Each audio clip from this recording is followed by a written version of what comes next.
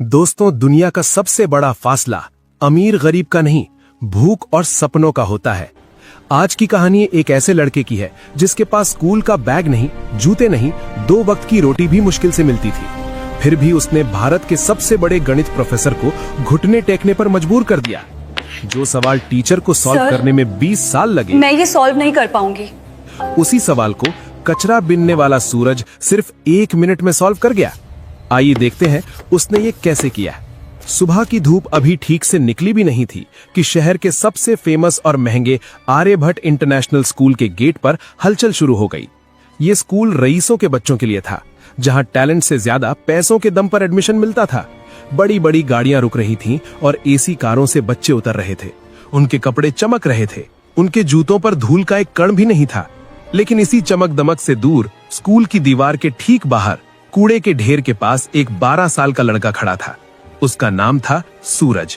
सूरज का हुलिया ऐसा था कि लोग उसे देखकर मुंह बना लेते थे। उसके कपड़े गंदे थे, शर्ट के बटन टूटे हुए थे और पैरों में अलग अलग रंग की हवाई चप्पलें थीं, जो शायद उसे किसी कचरे के डिब्बे में मिली होंगी। उसके कंधे पर प्लास्टिक का एक बड़ा सा बोरा लटक रहा था। लेकिन अगर आप ध्यान से सूरज की आंखों में देखते तो वहां आपको भूख नहीं, एक अजीब सी चमक दिखाई देती। सूरज कचरा बीनता था, लेकिन उसका ध्यान प्लास्टिक की बोतलों पर कम और स्कूल के अंदर से आने वाली आवाजों पर ज्यादा रहता था। उसे कूड़े के डिब्बों में ज्यामिति के शेप्स दिखते थे। उसे गाड़ियों के नंबर प्लेट्स में मैथ्स के पैटर्न नजर आते थे। वो कभी स्कूल नहीं गया था, लेकिन ऊपर वाले ने उसे एक ऐसा दिमाग दिया था जो कैलकुलेटर से भी तेज चलता था। आज स्कूल में माहौल कुछ अलग था। 12वीं क्लास में सन्नाटा छाया हुआ था। क्लास में प्रोफेसर दिग्विजय सिंह आए। दिग्विजय सर शहर के सबसे सख्त मैथ्स टीचर माने जाते थे। उनके बारे में कहा जाता था कि उनके सवाल बच्चों के पसीने ही नहीं, जान भी निकाल देते हैं। दिग्विजय सर आज बहुत गुस्से में लग रहे थे। उन्होंने हाथ में पकड़े डस्टर को जोर से टेबल पर पटका। धूल, वो चिल्लाए, तुम सबके दिमाग में धूल भरी है। तुम्हें लगता है कि तुम्हारे पापा के पैसे तुम्हें पास करवा देंगे? गणित बाजार में मिलने वाली सब्जी नहीं है जिसे पैसों से खरीदा जा सके। ये मेहनत मांगती है। पूरी क्लास डरी हुई थी। दिग्विजय सर ने चौक उठाई और ब्लैक बोर्ड की तरफ मुड़े। उन्होंने बोर्ड पर एक सवाल लिखना शुरू किया। ये कोई आम सवाल नहीं था। ये फर्मैट्स लास्ट थ्योरम और क्वांटम मैथ्स का एक ऐसा उलझा हुआ सवाल था जिसे देखकर अच्छे अच्छे प्रोफेसर्स के हाथ कांप जाएं। बोर्ड पर अजीबो गरीब निशान और नंबर भर गए। 10 मिनट तक वो लिखते रहे।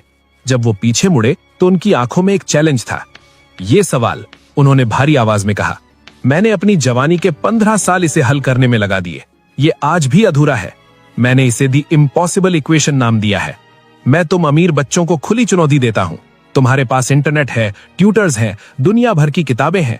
अगर कल सुबह तक किसी ने इसका सही जवाब निकाल दिया तो मैं अपनी टीचिंग की नौकरी छोड़ दूंगा और उस स्टूडेंट को अपनी सोने की घड़ी इनाम में दूंगा। क्लास का टॉपर, जिसका नाम विक्रम था, उसने चश्मा ठीक करते हुए सवाल को देखा और मन ही मन हार मान ली। ये सवाल सिलेबस के बाहर नहीं, दुनिया के बाहर का था। घंटी बजी और प्रोफेसर गुस्से में पैर पटकते हुए बाहर चले गए। बच्चे भी बड़बड़ाते हुए निकले।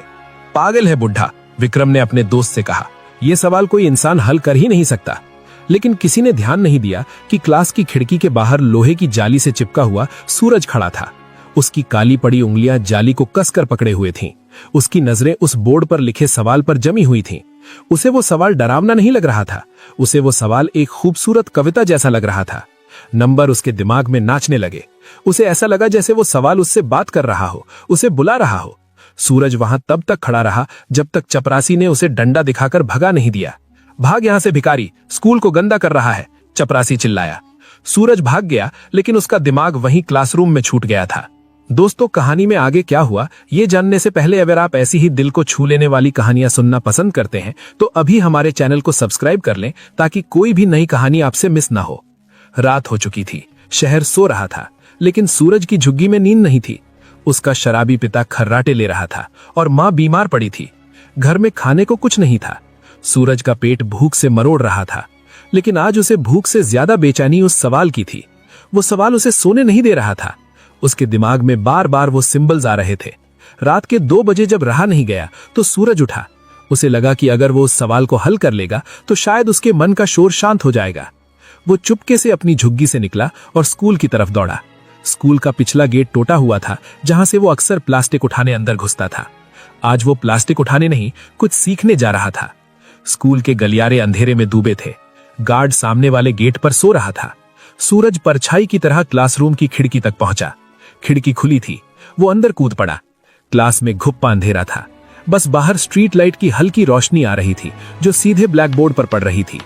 बोर्ड पर वो सवाल अभी भी वैसे ही लिखा हुआ था जैसे कोई भूत मुंह खोले खड़ा हो। सूरज धीरे धीरे आगे बढ़ा। उसके पैर कांप रहे थे। डर इस बात का नहीं था कि वो पकड़ा जाएगा, डर ये था कि क्या वो इसे कर पाएगा। उसने टीचर की मेज से एक चौक का टुकड़ा उठाया। वो चौक उसके खुरदरे गंदे हाथों में अजीब लग रही थी। उसने लिखना शुरू किया। खट खट। सन्नाटे में चौक की आवाज गूंजने लगी। पहले वो धीमा था, लेकिन जैसे जैसे सवाल सुलझता गया उसकी रफ्तार बढ़ती गई। सूरज भूल गया कि वो भूखा है, वो भूल गया कि वो एक कचरा बीनने वाला है। इस वक्त वो सिर्फ एक गणितज्ञ था। उसके दिमाग में कायनात के सारे ताले खुल रहे थे। उसे वो रास्ता मिल गया था जो प्रोफेसर दिग्विजय को 15 साल में नहीं मिला। पसीने से भीगा, धूल में सना सूरज 3 घंटे तक लगातार लिखता रहा। पूरा बोर्ड भर गया और अंत में उसने एक बॉक्स बनाया और उसमें जवाब लिखा 0। इतना बड़ा तूफान और जवाब सिर्फ 0। सूरज पीछे हटा। उसने बोर्ड को देखा और उसके चेहरे पर एक ऐसी मुस्कान आई जो शायद उसे पेट भर खाना खाने पर भी ना मिलती। उसने चौक रखी, खिड़की से कूदा और रात के अंधेरे में अपनी दुनिया कूड़े के ढेर की तरफ वापस चला गया। अगली सुबह 8 बजे प्रोफेसर दिग्विजय क्लास में आए। उनका मूड कल से भी ज्यादा खराब था। हाँ भाई, किसी ने कोशिश की? उन्होंने ताना मारते हुए पूछा। पूरी क्लास शांत थी। विक्रम खड़ा हुआ। सर, हमने गूगल पर भी चेक किया, ऐसा सवाल कहीं नहीं है, ये गलत सवाल है। प्रोफेसर हंसने ही वाले थे कि उनकी नजर बोर्ड पर पड़ी। उनका हाथ कांपने लगा। वो धीरे धीरे जैसे किसी जादू के असर में हो बोर्ड की तरफ बढ़े। क्लास के बच्चे हैरान थे। सर, क्या देख रहे हैं? प्रोफेसर बोर्ड के बिल्कुल करीब गए। उन्होंने चश्मा उतारा, पोंछा और फिर पहना। स्टेप 4, ये तरीका। हे भगवान, स्टेप 12, यहां तो इसने समय को ही बदल दिया। प्रोफेसर बड़बड़ा रहे थे। उनकी आंखों से अविश्वास के आंसू बहने लगे। ये नामुमकिन है, ये बिल्कुल सही है, ये परफेक्ट है। वो अचानक पलटे और चिल्लाए, किसने किया ये? झूठ मत बोलना। तुम में से किसकी इतनी हिम्मत है जो मेरे 15 साल की मेहनत को एक रात में सुलझा दे? क्लास में सन्नाटा था। विक्रम बोला, सर, हम कसम खाते हैं, कल शाम को जब हम गए थे तो बोर्ड खाली था, रात में क्लास बंद थी। प्रोफेसर ने अपना सिर पकड़ लिया। कोई तो आया था, कोई ऐसा जिसका दिमाग आइंस्टीन जैसा है। ये लिखाई देखो इसे, ये किसी सधे हुए स्टूडेंट की नहीं है, ये किसी आजाद हाथ की लिखावट है। उन्होंने तुरंत प्रिंसिपल और सिक्योरिटी को बुलाया। सीसीटीवी फुटेज चेक किया गया। ब्लैक एंड व्हाइट स्क्रीन पर रात के 3:30 बजे एक छोटी सी परछाई खिड़की से कूदती हुई दिखाई देती है। कपड़े फटे हुए, बाल बिखरे हुए। वो लड़का बोर्ड के पास जाता है और पागलों की तरह लिखने लगता है। प्रिंसिपल ने फुटेज को जूम किया। अरे, ये तो वही कचरा बीनने वाला लड़का है जो कल गेट पर खड़ा था। प्रिंसिपल ने मुंह बनाते हुए कहा, गार्ड, जाओ पकड़कर लाओ उसे, जरूर चोरी करने आया होगा और बोर्ड खराब कर दिया। रुको, प्रोफेसर दिग्विजय जोर से बोले। अगर किसी ने उसे चोर कहा तो खैर नहीं, उसने चोरी नहीं की है, उसने तो इस स्कूल को और मुझे एक नई दिशा दी है। उसे इज्जत से मेरे पास लाओ। थोड़ी देर बाद 2 गार्ड सूरज को पकड़कर स्टाफ रूम में ले आए। सूरज बुरी तरह डरा हुआ था। उसे लगा कि चोरी छुपे घुसने के लिए उसे पुलिस के हवाले कर दिया जाएगा। उसके कपड़े गंदे थे, शरीर से बदबू आ रही थी। स्टाफ रूम में बैठे बाकी टीचर्स ने अपनी नाक पर रुमाल रख लिया, लेकिन प्रोफेसर दिग्विजय, वो अपनी कुर्सी से उठे और सीधे सूरज के पास गए। सूरज ने हाथ जोड़ लिए। साहब, माफ कर दो, मैंने कुछ चुराया नहीं, मुझे बस वो सवाल परेशान कर रहा था। मुझे लगा मैं उसे ठीक कर सकता हूँ। चौक भी मैंने वापस रख दी थी साहब, मुझे मत मारो। उसकी आंखों में आंसू थे, गरीबी और बेबसी के आंसू। दिग्विजय सर की आंखों में पानी आ गया। उन्होंने सूरज के गंदे हाथों को अपने हाथों में ले लिया। वो हाथ जो शायद कभी साबुन से नहीं धुले थे, आज एक प्रोफेसर उन्हें चूम रहा था। बेटा, तुमने कुछ नहीं चुराया, बल्कि तुमने तो मुझे वो दे दिया जो मैं पूरी जिंदगी ढूंढ रहा था। प्रोफेसर ने पूछा, तुम्हें ये सब किसने सिखाया? तुम स्कूल नहीं जाते? सूरज ने सिर झुका लिया। साहब, स्कूल जाने के लिए पैसे नहीं थे। कचरे में पुरानी किताबें मिलती थी, रद्दी वाले की दुकान पर बैठकर पढ़ लेता था। लोग कहते हैं मैं पागल हूं क्योंकि मैं दीवारों पर नंबर लिखता रहता हूं। मुझे लगा मैं गलत करता हूं। प्रोफेसर ने उसकी ठुड्डी पकड़कर उसका चेहरा ऊपर उठाया। तुम पागल नहीं सूरज, तुम जीनियस हो। तुम वो हीरा हो जिसे दुनिया ने कीचड़ समझकर फेंक दिया था। प्रोफेसर उसे लेकर क्लासरूम में गए, वही क्लास जहां अमीर बच्चे बैठे थे। सूरज दरवाजे पर ही रुक गया। अंदर आओ, प्रोफेसर ने कहा। जैसे ही सूरज अंदर आया, बच्चे हंसने लगे। अरे, ये तो कचरे वाला है, छी, कितनी बदबू आ रही है। प्रोफेसर ने डस्टर पटका। खामोश, अपनी जुबान बंद रखो। आज इस कमरे में अगर कोई सबसे अमीर है तो वो ये लड़का है। तुम सबके पास पैसे हैं, लेकिन इसके पास वो दौलत है जो बांटी नहीं जा सकती। प्रोफेसर ने चौक सूरज के हाथ में दी। सूरज, क्या तुम इन्हें समझा सकते हो कि तुमने वो आखिरी स्टेप कैसे किया? सूरज ने कांपते हाथों से चौक पकड़ी। पहले उसे डर लगा, लेकिन जैसे ही चौक बोर्ड पर चली उसका डर गायब हो गया। वो समझाने लगा। उसकी आवाज में भरोसा था। उसने बताया कि कैसे उसने हवा की गति और समय को जोड़कर वो सवाल हल किया। जब उसने बोलना बंद किया तो क्लास में सुई गिरने जितनी शांति थी। जो बच्चे उसे बुरी नजर से देख रहे थे, अब उनकी आंखों में इज्जत और हैरानी थी। प्रोफेसर दिग्विजय ने अपनी कलाई से सोने की घड़ी उतारी और सूरज की कलाई पर बांध दी। वो घड़ी सूरज के पतले हाथ के लिए बहुत बड़ी थी, लेकिन उसकी चमक सूरज के आने वाले कल से कम थी। प्रोफेसर ने कहा, आज से तुम कूड़ा नहीं उठाओगे, आज से तुम कलम उठाओगे। तुम्हारी पढ़ाई, तुम्हारा खाना, तुम्हारा रहना, सब मेरी जिम्मेदारी। मैं देखता हूं कौन तुम्हें रोकता है। सूरज रो पड़ा।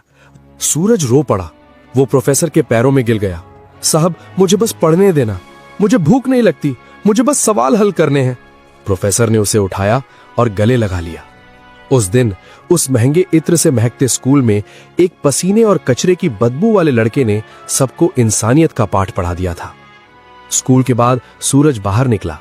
उसने अपना वो पुराना गंदा बोरा उठाया, उसे एक बार देखा और फिर उसे वहीं डस्टबिन में डाल दिया। ये सिर्फ एक बोरा नहीं था, ये उसकी पुरानी जिंदगी थी जिसे वो हमेशा के लिए छोड़ रहा था। उसने आसमान की तरफ देखा। सूरज चमक रहा था, बिल्कुल उसके नाम की तरह। दोस्तों, ये कहानी हमें बताती है कि टैलेंट किसी महल का गुलाम नहीं होता, वो झोपड़ियों में भी पैदा हो सकता है। हमारे देश में न जाने कितने सूरज हैं जो रोज कूड़े के ढेर में अपना बचपन और अपना टैलेंट बर्बाद कर रहे हैं। जरूरत है तो बस एक प्रोफेसर दिग्विजय की, जो उस हीरे को पहचाने और तराशे। अगर आपके आसपास कोई ऐसा बच्चा है तो उसे बुरी नजर से मत देखिए। शायद उसकी आंखों में भी कोई सपना पल रहा हो। गरीब होना कोई पाप नहीं है, लेकिन एक टैलेंटेड बच्चे को गरीबी के कारण खो देना समाज का सबसे बड़ा पाप है। आपको ये कहानी कैसी लगी? क्या आपने भी कभी किसी ऐसे छुपे हुए टैलेंट को देखा है? कमेंट करके जरूर बताएं। और अगर इस कहानी ने आपकी आंखों में आंसू ला दिए हों तो इसे लाइक और शेयर जरूर करें। याद रखिए, असली अमीर वो नहीं जिसके पास नोट है, असली अमीर वो है जिसके पास ज्ञान है। जय हिंद।